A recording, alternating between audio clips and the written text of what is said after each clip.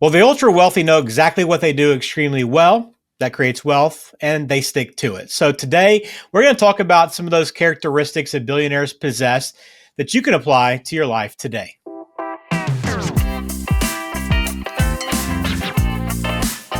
Welcome in. This is Legacy Beyond Wealth. Glad to have you on the channel, on the show. I'm Ben George with Rob Shelton at Axio Wealth Management. And Rob, I love this topic today as we kind of get into some of these characteristics and kind of the blueprint for success that billionaires have established. And it doesn't, you don't have to be a billionaire to really benefit from these lessons. And successful people are just that. They have traits that they do over and over again. Yeah, and I think, whether it be that you want to be a billionaire or just maybe free up more time to spend with your family or to maybe restructure things that help you give the ability to live your best life, right? There's this thing here, this conversation today that I really wanted to be able to have because I find so many of us go through life without that focus of where we're trying to go. I call it the fur-lined rut. And the great thing about it is sometimes we look at how do we change where we're at. And this is a great dynamic change that you can make in your life by adding some of these things to help you get to that next level of success, whatever that looks like for you. Yeah, it's going to be a great conversation. If you have questions for Rob, please reach out. All the contact info in the show description. You can go ahead and get in touch and schedule a discovery call. It's a very easy process, about an hour long. You can hop on Zoom to do that if that's easiest for you. But as we get into this blueprint, I think that first kind of key concept, where do you want to start as you kind of lay this out? Because I don't think everyone is familiar with maybe that billionaire blueprint concept maybe. So maybe a little bit background on how you came about this topic. Yeah, I wrote a book called Together from Triumph, took some very successful families locally and interviewed them. And it's interesting. Sometimes we look at someone that's successful and you don't see the backstory behind it because all you see is them maybe up on a podium or a stand and getting some awards or something of that nature. But you don't know the blood, sweat, tears, and things that led to that. And I saw some common themes through all these different successful people. I feel like I got the greatest job in the world. I get to sit down with successful families and get to know really what helps them be successful, particularly business owners in business. And so much of what they learn can be translated to other aspects of our lives. And one of the first points that's out there is to focus on your strengths and not to fix your weaknesses. I think so many times we were taught, hey, if you have a weakness, focus on that. It can become a strength. And really what that becomes more of a distraction. I remember sitting down with an older child of one of our clients that was married. He had his own business and he was struggling in his business.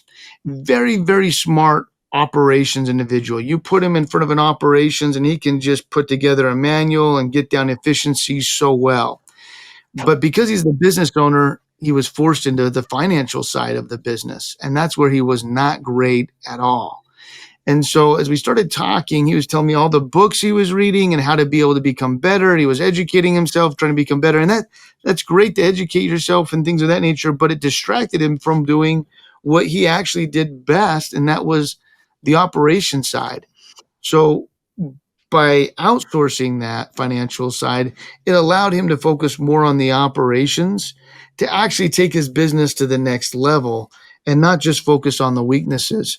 And so I think that's one thing we really want to look at is how do you double down on your strengths and hire out for your weaknesses? I think that's kind of Henry Ford said something similar to that too, didn't he? Once upon a time, that he's not the smartest man. He just knows to hire smart people around him. Mm-hmm. And he looked for places where he wasn't as bright or intelligent, and he made sure he hired for that role versus trying to learn that aspect. Yeah, I think it's really interesting. I think no matter what the profession is, if you look at it like that and the successful people, I think that's what they do really well, right? Is they really know their strengths. They work to their strengths and they find people to put around them that can really make up for those weaknesses or where they maybe lack in some different areas. But it goes against what so many of us are taught growing up, right? Is we want to improve ourselves where we're weak too. So how do you get clients to embrace that mindset shift? I think a lot of it, sometimes I hate to use sports analogies too much, but you think about it on a football team, it's not like you want your defensive tackle to be able to throw a football, right? Yeah. Or necessarily catch a football. That might not be his strength, but what you're doing is you're focusing positions into being their strength and really conditioning them and focusing on it, and build out the rest of the team around you. And I think when you kind of use that type of analogy, it starts to click for people. But it is tough as a business owner to let go sometimes. It takes some trust that's out there. But I think that's the first thing to be able to understand is you don't need to be the quarterback and the center and the running back and the tackle. You need to be able to build a team of professionals around you that can help you with that. Are you ready to unlock the freedom to live your best life? Schedule your no-cost 60-minute discovery meeting with our team today. During this session, we'll take the time to understand your family story and financial dreams. Together, we'll craft a personalized roadmap designed to help you achieve your goals. Let's explore how we can unlock the freedom for you and your family to thrive. Just click the link in the description of today's show to get started.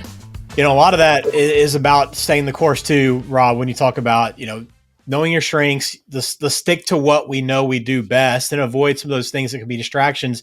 There's a lot of that in the financial world. And as a business owner, there's a lot of things that can distract you. I guess you can call them the shiny objects. Yeah, and I don't know if you've ever heard of it before, but I call it the monkey trap. And as you kind of Google that and take a look at what a monkey trap is, a monkey can see a shiny object, they want it, they put their hand in, they grab the object, but they can't get their hand back out because their fist is closed on that object.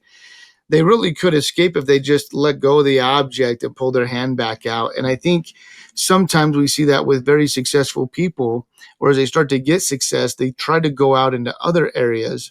But if you just stay focused on your main goals and not get distracted, you can be able to save yourself from those monkey traps or those shiny objects that exist out there. And some of that might be starting another side business. I don't know how many times I've watched the Shark Tank. And you'll see someone come in and they'll be like, oh, I got 3 or 4 other businesses. And the sharks are all like, wait a second. You can't have all those different businesses. You got to focus on one and go hard into that area.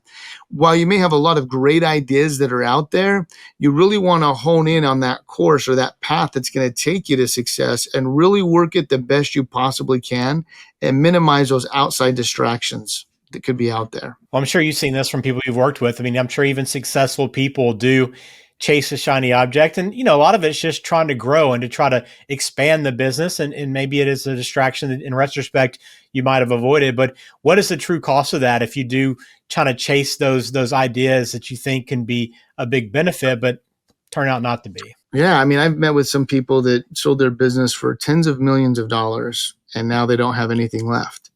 And part of that was because they had one great idea. They followed the path, became successful, and then all of a sudden got distracted and said, oh, I can do this business over here. I can do this business over here. And they became way too overconfident and lost everything at the end of the day because they got spread too thin, doing too many things not so well, led to losing most of the money that they had been able to have from that amazing business they had in the beginning that they sold. And so I think having a disciplined approach, sitting down with a professional, it's one thing I love with our clients, and we're doing it every second quarter. So we're just in the middle of it right now, sitting down with clients saying, hey, these are your goals you've talked to us about. What are your other goals that you have? And I love the relationship we have with clients where I can challenge them. I've got one client right now who's an amazing entrepreneur. And it seems like at least every 6 months, I'm having that same discussion. Is this a monkey trap? Is this an opportunity that's going to distract you from where you really want to be able to be at? And being able to have that relationship where we can challenge them and really have that thought process to maybe try to avoid those monkey traps that are out there. So I think having a great sounding board and voice in your life that you can be able to pass those things on with and those opportunities to try to see if they really are the opportunities that can lead to amazing success or if they're distracting you from the path you're already on. And I think one of those big key kind of principles in that blueprint is delegation, right? I mean, that's kind of the core of this discussion is being able to delegate some of those tasks out that you aren't good at, right? That's what it comes down to. Yeah. So if you think about it, we're looking at how things we see successful business owners do. And one is don't focus on your weaknesses. We talked about that. The other one being, stay on the path. Don't get distracted by what's out there. And then the other is look at delegation. Most business owners start with such a small business and they build it up and the business is growing around them, but they're still trying to hold on to the control or certain aspects because they have a fear of that delegation. Now, one thing that we've looked at is what we call the 4Ds that are out there. It's the 4D rule. And when you look at certain things, you either have to decide if you're going to drop it, defer it, delegate it, or do it. And the key with the do it is you only do it if it again goes back to our first topic we talked about, which is being a core strength of yours. And so as we look at things, if you're like myself as a business owner, sometimes your to-do list get more and overwhelming than you possibly could feel like you can be able to accomplish. So you start to go through those things, think about it. How really important is it? Is it something that I can afford to be able to drop or defer or put on the back burner for another day to have more time and attention to give to it? Or is it so important, but I don't have time for it, so I need to delegate that to a professional or a team member?